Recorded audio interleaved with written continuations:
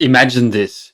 You shared a concern about a new policy, just with your neighbor. The next night, there's a sudden on the door. It's the NKVD. You wake up in a cattle wagon, freezing, and days later, you arrive in the Soviet Gulag, surrounded by strangers, watched by guards, and you have one job now: survive. Welcome back to Surviving Humans, my Sunday series where we explore the darkest times throughout history and where I try to give you tips on how to survive them. Today, how to survive the Gulag.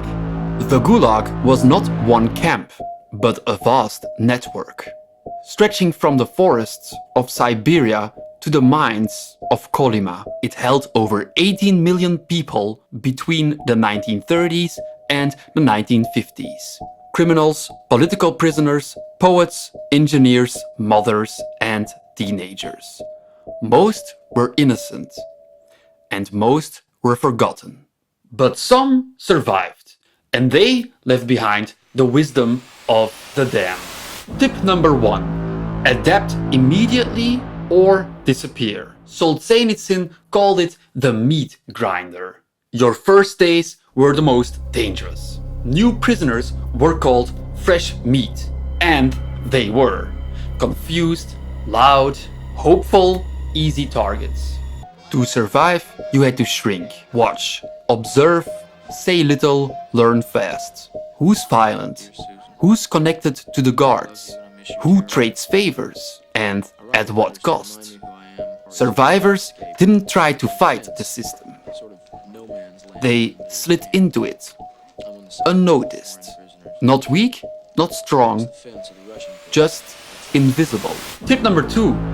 Don't trust, but also don't stay alone. Even your cellmate could betray you. Informants, they were everywhere. Sometimes even a dozen in one barrack. And they didn't do it out of hate. They simply did it for a piece of bread. But total isolation was a death sentence. Humans need each other, even here. The trick? Connect without exposing. Speak without confessing. You had to read people like a book and never be one yourself. Tip number 3. Work smart, not brave. Strength, that got you noticed. And if the guards noticed you, you got punished with even more hard labor. But weakness, that got you killed. Survivors like Evgenia Ginsburg learned to pace themselves. Just strong enough to be useful, not strong enough to stand out. Blend in, be reliable, but forgettable. Tip number 4. Find the golden jobs. The mine killed, but the kitchen, the infirmary, the office, those were lifelines. And people, they lied, they schemed just to get those jobs. These jobs didn't mean comfort, just survival. If you could lift a pot, fake medical knowledge, or copy reports, you had a chance. Anything to stay out of the cold. Tip number 5. Protect your mind like a fortress. The body breaks. The soul can shatter. But the mind? That was the last line of defense. Solzhenitsyn composed entire chapters of the Gulag archipelago in his head. Shalamov memorized poems. They built inner worlds where the camp couldn't reach. Memory became resistance. Tip number 6. Don't let hunger eat your morals. People ate rats.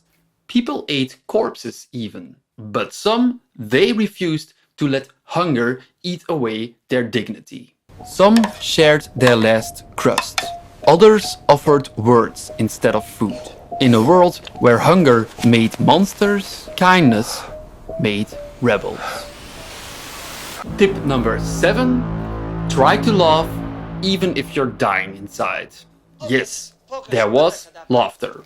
Sometimes wild, sometimes dangerous. But it was real. A drawn mustache on a guard's photo.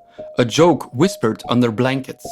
Humor was not escape, it was a crack in the wall, a small reminder we are still human. Tip number 8. Learn the rhythm of power. The camp had no rules, but it had rhythm. Solzhenitsyn wrote, "He drinks on Thursdays. He searches on Tuesdays." Timing was everything. You had to know when to hide contraband, when to fake illness, and when to vanish. Tip number 9. Stay human even if it hurts.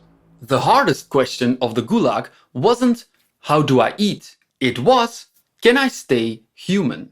Some did, some didn't. Some shared, some prayed, some wept for strangers, and some died without ever cursing the dying. In the dark, in the cold, in the silence.